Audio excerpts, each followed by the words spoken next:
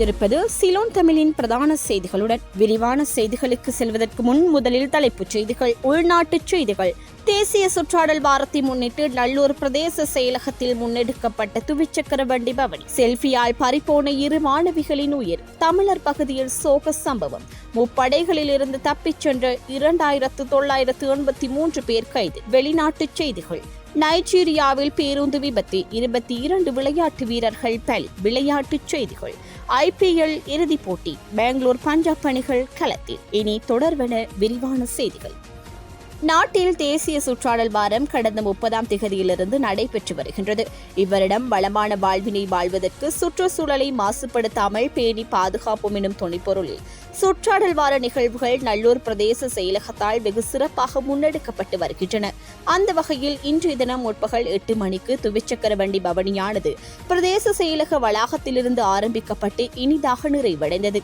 மிக நீண்ட தூரங்களிலிருந்து வருபவர்களை தவிர ஏனைய உத்தியோகஸ்தர்கள் அனைவரும் இந்நிகழ்வில் இணைந்து கொள்வதற்கு ஏதுவான துவிச்சக்கர வண்டியில் அலுவலகத்திற்கு வருகை தந்து இவ்விழிப்புணர்வு பவனியில் இணைந்து கொண்டனர்.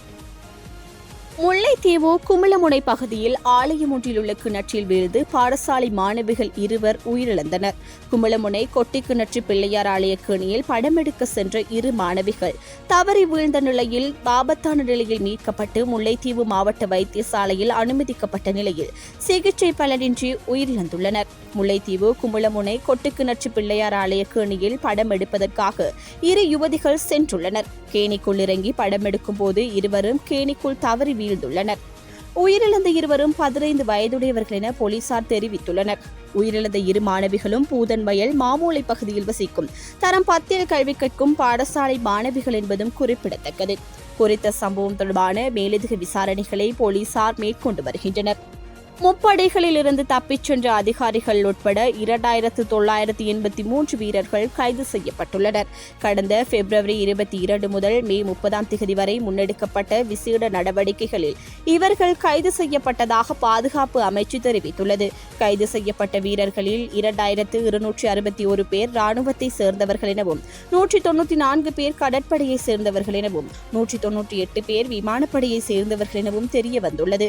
அதற்கமைய தப்பிச் சென்றவர்களில் 330 பேரை போலீசார் கைது செய்ததாகவும் பாதுகாப்பு அமைச்சு மேலும் தெரிவித்துள்ளது. நைஜீரியாவின் வடக்கு மாநிலமான கனோவின் பாலம் ஒன்றிலிருந்து பேருந்து ஒன்று கவிழ்ந்து விபத்துக்குள்ளானதில் 22 பேர் பலியானனர்.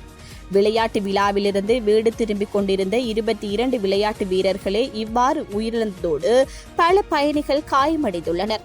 பேருந்தின் ஓட்டுநர் கட்டுப்பாட்டை இழந்ததால் 30க்கும் மேற்பட்ட பயணிகளுடன் இந்த வாகனம் பாலத்திலிருந்து கவிழ்ந்ததாக தெரிவிக்கப்பட்டுள்ளது. விபத்திலிருந்து தப்பியவர்கள் சிகிச்சைக்காக உள்ளூர் மருத்துவமனைக்கு கொண்டு செல்லப்பட்டனர். ஆப்பிரிக்காவின் அதிக மக்கள் தொகை கொண்ட நைஜீரியாவில் வீதி விபத்துக்கள் அடிக்கடி நிகழ்கின்றன. மோசமான வீதி விபத்துக்கள் மற்றும் நிலைமைகள் போக்குவரத்து சட்டங்களை முறையாக நடைமுறைப்படுத்தாமையே இதற்கான காரணங்கள் என்று தெரிவிக்கப்பட்டுள்ளது. IPL 2025 கிரிக்கெட் இறுதி சுற்று போட்டி நாளைய தினம் நடைபெறவுள்ளது. இந்தியாவின் அகமதாபாத்தில் உள்ள நரேந்திர மோடி மைதானத்தில் இந்திய நேரப்படி இரவு 7:30க்கு இந்த போட்டி ஆரம்பமாக உள்ளது. இந்த இறுதிப் போட்டியில் பெங்களூரு அணியுடன் பஞ்சாப் அணியும் மோதுகின்றன. முன்னதாக முதலாவது அரையிறுதிப் போட்டியில் வெற்றி கொண்ட பெங்களூரு அணி இறுதிப் போட்டிக்கு தெரிவானது. இதனை அடுத்து நேற்று மும்பை அணியுடனான அரையிறுதிப் போட்டியில் வெற்றி பெற்ற பஞ்சாப் அணி இறுதிப் போட்டிக்கான 2வது அணியாக தெரிவாகியுள்ளது. இத்துடன் சிலோன் தமிழின் பிரதான செய்திகள் நிறைவடைகின்றன. மேலும் செய்திகளை உடனுக்குடன் அறிந்து கொள்ள www.ceylontamil.com எனும் எமது இணையதளத்துடன் இணைந்திருங்கள். வணக்கம்.